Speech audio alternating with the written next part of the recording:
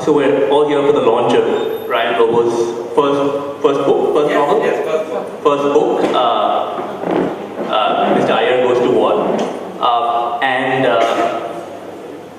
Here with, so my name is Keshava Guha and I'll be sort of moderating this conversation about the book. Two people who in many ways may not need an introduction, so we'll just have why don't you quickly introduce yourself? Starting with Mr. Cunha.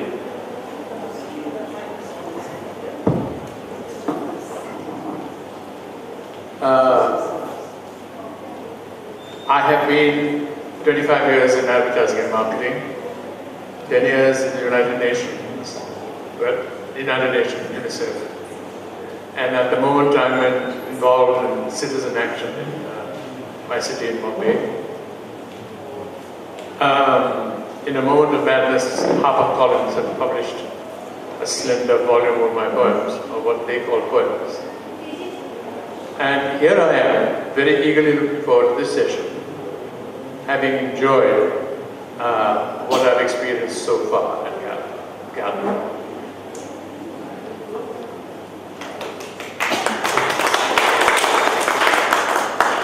So very briefly, I'll introduce myself.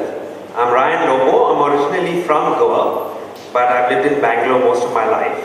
I'm a photographer and a filmmaker, and this is my first work of fiction, which I decided to write some years ago when I was making a film during the Kumbh Mela. And I'm a big admirer of Don Quixote, or let's just say the spirit of Don Quixote. And inspired by that spirit, I wrote this book, Mr. Iyer Goes to War. Thank you.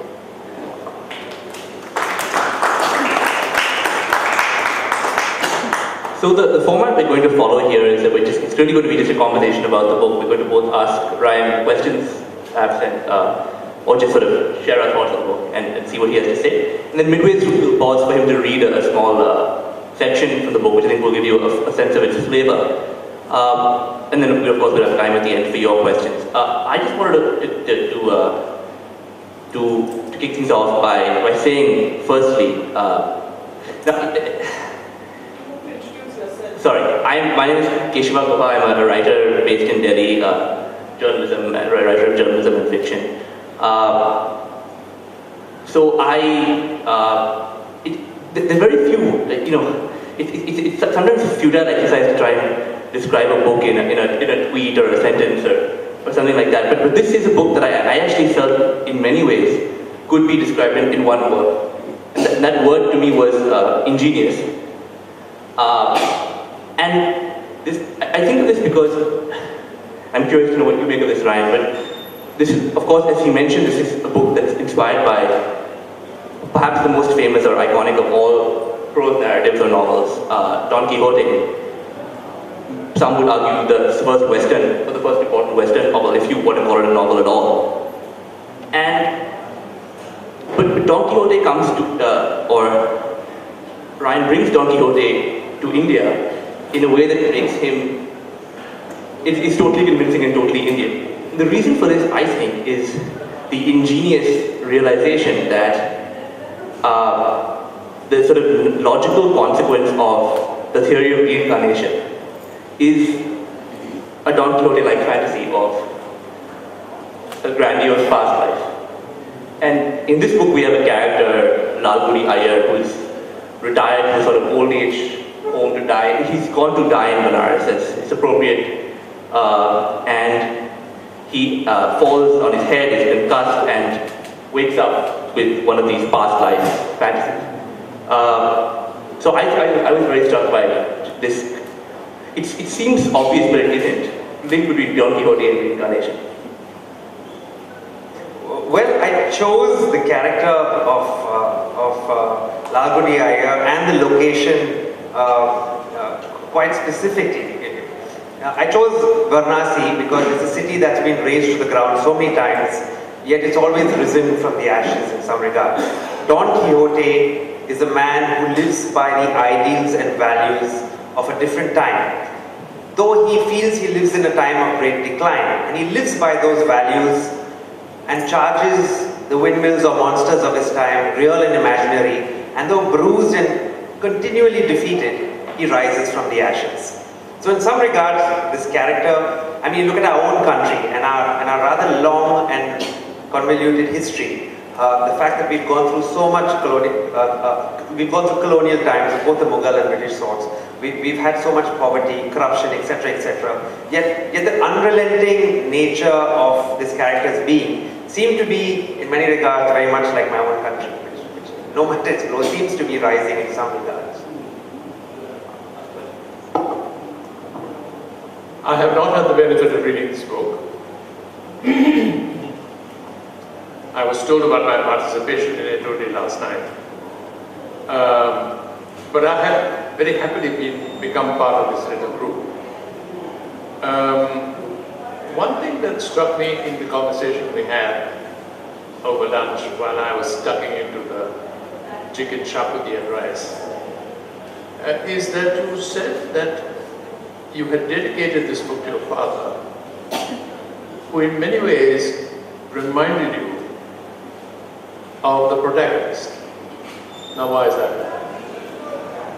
So, regardless of the mythology all of us might live by, regardless of religion, my father is actually studied in the seminary to become a redemptorist priest, yet he quit the seminary. And his life has always been one of, he lives by the values of another time, let's say, or he lives his mythology, he lives his Catholicness, if you will. The same way Lalgudi Iyer might believe deeply in his own myth. So my father, and that is one of the aspects of the Don Quixote character. He lives for higher principles, he lives for values, and most definitely my father too. So, I think anyone reading this book would be struck very early on by how funny it is. And when I say funny, it's very much a sort of laugh out loud funny. It's not necessarily a kind of, light or mild comedy. It's really, it's a hilarious book. And this is, I think it's fair to say, uncontroversial to say, an unusual feature in Indian writing in English. I mean, we don't have a great tradition of comic fiction in English. There are, I mean, look, people might say that R.K. Narayan wrote comic novels, other people, but they're very rarely funny in this way. And I was actually reminded almost of someone who, because there are so few genuine comic writers in English, of someone who didn't write novels at all, which is the late Bairam contractor Busy Bee from Bombay. I would say that actually, with the exception of Busy Bee, since Busy Bee died, this is as funny as I've seen writing in English. But what always comes to mind then is, are you comfortable with the idea of comedy or comic novel, or is this something you set out to do? I think the line between tragedy and comedy is very thin. And very often, like I used to be a war photographer for many years. And when we come back from the field, very often we see terrible things. And I suddenly realized that we were cracking jokes about these things. And we'd laugh. So very often when you're dealing with very serious topics, if you had to actually talk about them, and for example, the story of Don Quixote itself is a terribly cruel story. It's an old man who's constantly getting beaten down, and he gets up and everyone laughs, but it's still an old man constantly getting beaten down. So if you see some of the old Chaplin films about the Great Depression and so on and so forth, there's tremendous tragedy involved and pathos. But one way by which us human beings get ahead is we laugh. You laugh and you learn and you try again. And so I think comedy is very powerful, especially when it's very closely linked to the tragedy of our times. Just a quick point on that is, you mentioned your past as a war photographer and also a filmmaker on the subject of war. There is a connection here to Cervantes, one that's actually made, it's brought up in the book in the sense of Cervantes having, or alluded to in the book, Cervantes of course having fought and lost an arm fighting the Ottomans at the Battle of Lepanto, which is a great Ottoman naval defeat. So I wonder if there's something in this background of having seen that kind of tragedy that leads one to write this kind of, or get drawn to this kind of comedy. Well, that's a marvelous question, actually. And yes, So, for example, Cervantes' life I found to be incredibly interesting. Here was a man who fought battles. He actually, the Battle of Lepanto prevented the Ottomans from taking over Europe, a very seminal battle. And very interestingly, when Vijayanagar was destroyed, about 30 years previous to that battle, you had Turkmenistani gunners brought down to destroy Vijayanagara. Those same Turkmenistani gunners ended up fighting at the Battle of Lepanto. I mean, the same people who they trained with slaves from Vijayanagara. So later on in the book, I kind of steal the story and make it more Eastern. And as Cervantes himself said, Amide Benigal, who was the man who actually wrote Don Quixote, who was a Moorish slave. So I give that over to the Vijayanagar Empire, because in some regards, our own civilization in some regards is rising now. So it's a very incisive, wonderful question. Thank you. You have a character in this book, the lover. What is the role of the lover, and what is, in your view, the instrumentality of him in your novel? So, the lover represents criminality. Maybe the sociopathic nature of some of our business. If you want to ask me that, if you want me to illustrate, explain that in what I might have intended. So he's an absolute psychopath, and he represents an instrument of the powers that be. So the lover is a psychopath who takes it upon him. He's the diametric opposite of the Quixote character. Somebody who might follow orders, somebody who might do what he's instructed to do, even if it includes murder. But why did you call him the lover? Because it's very incongruous. When Iyer first meets him on the boat, he asks, the lover loves what he does. He loves getting rid of problems. He enjoys what he does. So that is why it's called love. So at this point, we'll pause for Ryan to read from the book. I think he's in a section early in the book. She'll tell you more about it. So the bit I'm going to read now is at the beginning of the book. So Iyer is consigned to a home for the dying by the Ganges.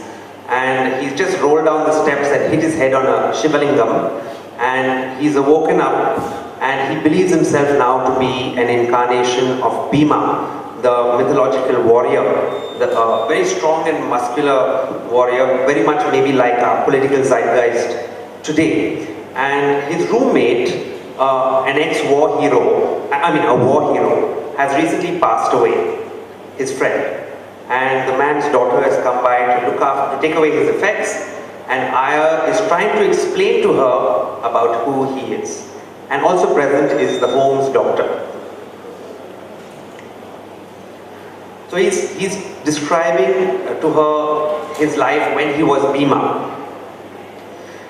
There were times it took all my will to avoid being crushed by the sheer unrelenting darkness of his being. Is this really necessary, Iyer? Krishna says, but is ignored by both parties. Okay, then what happened? The girl asks. Days into the battle, or maybe centuries in earth terms, we found ourselves at the edge of a terrifying abyss, with hailstones the size of Maruti cars smashing down on us. The light of a half moon illuminated the struggle. I held his jaw in what I thought was a death grip and stared into his single reptilian eye as I tried to break his vertebrae. And then something horrible happened. It was so horrible that I nearly fainted. I, the great Bhima himself, felt terror for the first time. What? Asked the girl. Deep in that horrible eye, I saw my own reflection. I can imagine your terror, really, Krishna says sarcastically. No, you cretin. My face had scales, and my two eyes were becoming one. So, says the girl, I was turning into Bakasura, Iyer says. We both stopped fighting and released each other. I thought that some of the venom had infected me, but then something even more extraordinary happened. Bakasura, that that infinite, all-consuming horror, the terror of ages, eater of babies, began to weep like a child. Why? Asked the girl, engrossed. Bakasura noticed that he was turning into me. The girl lapsed into silence. Poor fellow, I actually felt sorry for him. Such a big fellow crying. Indeed, Krishna adds dryly. In that moment of empathy, I became more like him than I had anticipated. Seizing my advantage, I hurled him into the abyss. He fell silently, like a child betrayed. What I did not know was that abyss led to a portal which led straight to earth. Where did he land? Asked the girl. In Delhi, close to Parliament. Take your tablets, Mr. Bhima, says Krishna gently, tearing the size open from its foil. You know, I sometimes feel that I am responsible for the state of this country. Wasn't Bhima 10 feet tall and strong? Krishna says, giving Iyer the pills. I had to pursue Bakasura on earth, so I decided to take human form. I appeared to one Mr. Lalgudi Iyer in the middle of his meditation and made him an offer. In exchange for his body, he would attain moksha. And so Iyer gave his body to you, says Krishna, just like that. Yes, I became Mr. Iyer with all his memories, and life was fine for a while. But there was an accident, and he had to leave his home and come to this godforsaken place. That meniscus needs time to slip back into place, says Krishna, touching the knee brace. It's time you healed. Yes, doctor, sir. Madam, a pleasure, says Krishna, taking his leave. Would you like me to stay? Or are you two going to be all right? No, doctor, thank you. Uncle, that was such an interesting story, the girl says, leaning in, holding her iPhone high to get them both in the frame.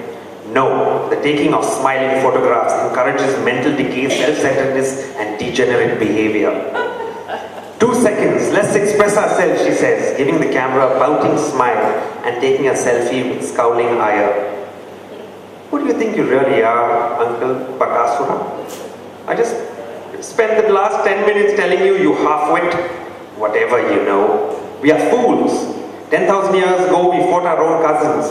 In 1565, we fought the Muslims. In 1857, we fought the British. In 1947, we fought ourselves. In 1984, we fought the Sikhs. In 2002, we fought the Muslims. Today, we fight our own families. But I am Bhima, Iyer says, snarling. Son of Vayu, master with the mace, tamer of elephants, destroyer of evil. She begins to laugh. Partly to banish the memory of having been sucked briefly into his story, she walks backwards, unable to stop laughing.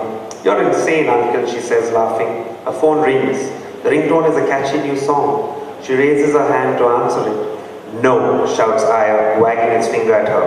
What the hell, man, says the girl, raising her voice. This is like, harassment. You accuse me of harassment, centipede, socialite, stammers Iyer hoarsely, eyes wide with disbelief. As he struggles to get up on his feet, his leg brace pops open, and Iyer looks down upon his knee, realizing suddenly that it has not collapsed. I can bend my leg, says Iyer incredulously, bending his knee. The meniscus has popped back into place. Who the hell cares, the girl screams, answering the phone with one hand and throwing her father's remaining odds and ends onto the floor with the other. Picking up the photograph from the bedside table, she drops it into the dustbin, the glass shattering as it hits the surface. Iyer pauses and smiles. He is suddenly calm. Madam, since you are a lady, I will not precipitate you out of the window. But since you are an imbecile, I will have to avenge this insult, says Iyer, reaching under his bed and pulling out a cricket bat. Leaping forward, the knee working perfectly, Iyer grabs the phone out of her hands. Be careful, it's an apple, she squeaks. Iyer bellows into her face. Ayayaya! She screams back, ayayi! Her tonsils vibrating with the effort, and though his eardrums smart, Iyer notices that her perfume is lavender-based. His every sense is sharpened. Still shouting, Iyer drives the girl out of the room, squealing for help. Further down the hall, Mala screams too. The guard dogs join in, and Iyer throws the phone up in the air as hard as he can, swiveling perfectly on his miraculously healed knee. Ow! Howls the dogs. Aye! Screeches the girl. Ha! Goes Mala. The phone flies out of the window and over the guard, plopping into the dark waters. Iyer kicks open the door of his room with his newly activated leg and tears outside.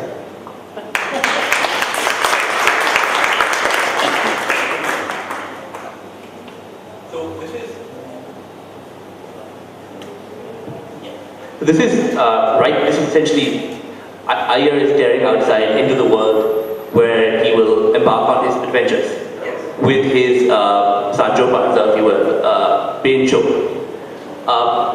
But in reading this book, I noted that it seemed to be alluding to or in conversation with or reminiscent of many books and even films other than Don Quixote. And I'll give you some of the things I noticed, and I don't know these were deliberate or I suspect some of them are, or they just, it is one of those books that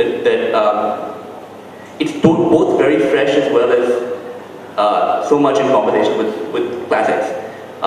So Bencho and Iyer go down the Ganges in a boat, immediately sort of reminding me at least of another novel almost as iconic as Don Quixote, which is The Adventures of Huckleberry Finn, going down the Mississippi. And also, there's an interesting dynamic between Bencho and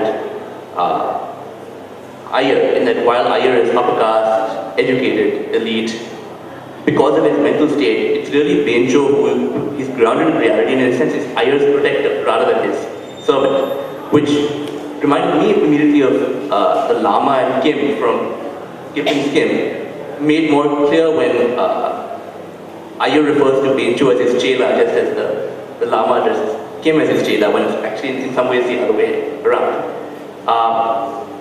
There's also elements outside books of I saw some of the Coen brothers films in some of the comedy and in the characters that you meet along the way, including the lover. And finally, again with Bencho and Iyer, of the character of Baldric from the TV series Blackadder, who Baldric in Blackadder the Third ends up as a member of Parliament, and Bencho, of course, his great dream is to become a corporator, I won't reveal what happens in that regard, but I noticed some similarities there. Yeah. So once again, I've followed a certain structure when I wrote this book. I followed the monomythic structure, which is basically everything you mentioned and many more, including Homer's Odyssey, including mythic structure according to Joseph Campbell. So structurally, some of the archetypes are present. Yes, very true.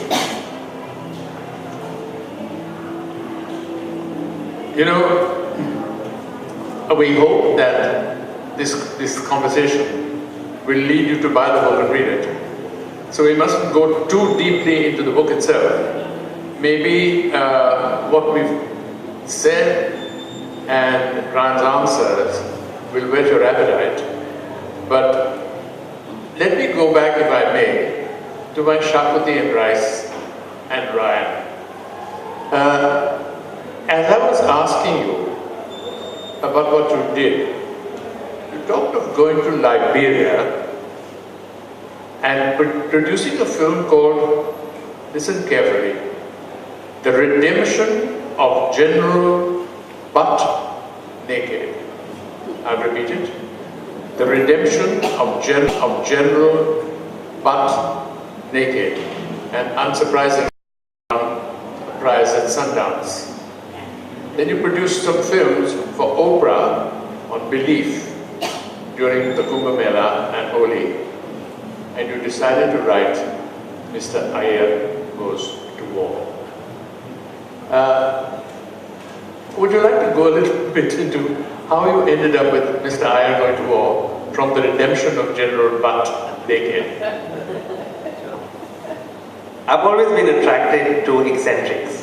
I mean, give me a grumpy, old, obnoxious human being over somebody who always says the right thing. So, in some regards, the redemption of General Butt Naked was about a warlord who had killed a lot of people during Liberia's civil war, 20,000 people according to him, most brutally, might I add. And then who had become a Pentecostal preacher, and then who claimed he was on a search for forgiveness.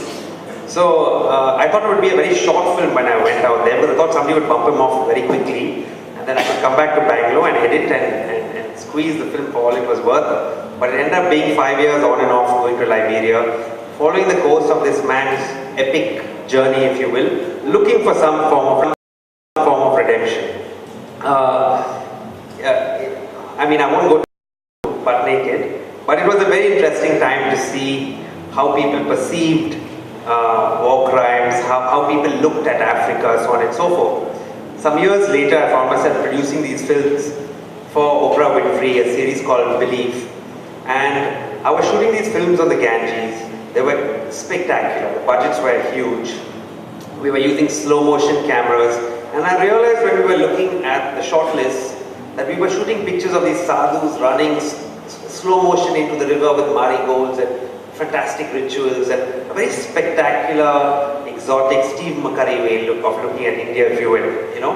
But what I found most powerful about these times along the Ganges was ordinary people.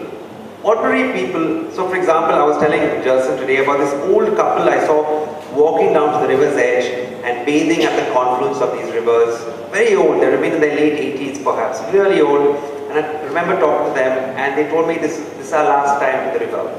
And their fathers and mothers had done this before them and so on and so forth. So what struck me was, in the midst of this way of looking, which my filmmaking had brought me there for, looking at the exotic, the spectacular, there was a far more special story happening. It was a story of a mythology that had survived for so long under the surface, if you will. And in some ways that identity, if you want to call it that, or various identities in India are all rising now. You can buy a fridge and a car, but you can't buy pride. And you look around, so I created this character out of that. Somebody immersed in his myth, yet living in the modern world and charging the monsters or windmills of our time. You know, you seem to be talking a great deal and seeking a great deal in your writing of people seeking redemption. Redemption from what? So, I would not say, I think all of us like to see ourselves as the heroes of our own story, and so does Iyer. He sees himself as a mythological hero. So when it comes to seeing himself as Bhima, and we look at India today, it's like B.S. Naipaul said, we're a wounded civilization. We've gone through so much regarding colonializing. I mean, the Mughals were there, the Brits were there, then you had socialism, so on and so forth. And there were a lot of particularities about culture that remained suppressed in terms of, and these particularities, if you will, are rising now. I mean, you look around in Goa now, you have plenty of Don Quixotes. You know, when you drive out from the airport, you see what globalism might have brought to this place, the large Bauhaus apartments. So when it comes to redemption, I think what is happening now is the pendulum is swinging what a lot of people say right. I would like to think inward, where we're looking to come to terms with our own history, thus redeeming ourselves so we can be ourselves unashamedly. It's interesting because you say turning inwards, but one of the things about Iyer is he isn't actually looking to redeem himself. He's looking to redeem an entire country and civilization, which is one of many ways in which this book is very topical. Right? I mean, there's quite a bit of comedy here at the expense of in subtle ways, at the expense of what one might see as the Hindu right, for example. In fact, the whole theme of reincarnation and redemption led me to. He sees himself as Bhima, but in another way he's Kalki, who is the 10th avatar of Vishnu, sent out to kind of redeem a fallen civilization. So I mean, thank you for saying that. So eventually, Bhima is just one of his incarnations. So he realizes he's a product of his entire history, not just one aspect of it. And thus, he's able to come. Well, I won't go into too much detail. I didn't want to give that away, hence why I shouldn't. But this topic of redemption is a common story in all stories. It's the hero journeying outwards into the landscape to discover himself, and then he returns home with what he's learned. So I've been told we don't have much time left, so we should open up for questions. Who would like to ask the first question? Yeah.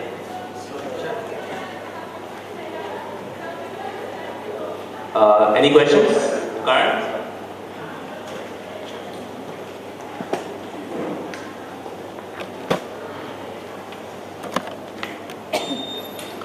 Ryan, I love your reading firstly, but I wanted to ask, there seems to be a big movement where fiction writers are moving into non-fiction, especially in India, and finding, more exciting stuff in reality. And I'm interested in what part of you was unfulfilled by the documentary work you were doing that led you to embark on a fictional project? And has that actually been fulfilling in the way you thought it would be, or it has led to a different kind of outcome? So I remember going to Sundance. The film was nominated for Best Film. There was all this hoopla about it, and nobody saw it.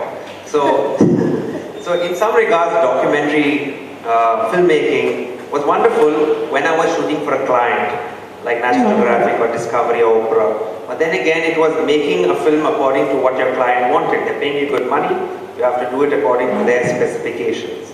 So when we did Butt Naked, it was critically acclaimed. It did okay in certain circuits. But it never got the large audience that I would have liked it to have gotten. So I feel fiction, like today, a nice commercial film, well made, does far better than a documentary film which you might release in a theatre. So I felt I had something to say, and I wanted to share it with as large an audience as possible, and fiction was the right vehicle. And to add to that, I initially wrote this as notes for a screenplay for a feature film. Other questions?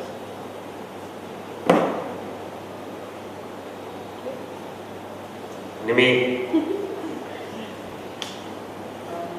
So, Ryan, when did you discover the writer in you, and how did it happen? So I've always written. I've written at home, and my computer is full of stuff which never saw the light of day. And it was only recently that I decided to actually put some effort into trying to find a publisher and so on and so forth. I was fortunate in finding a good editor, and one thing led to another.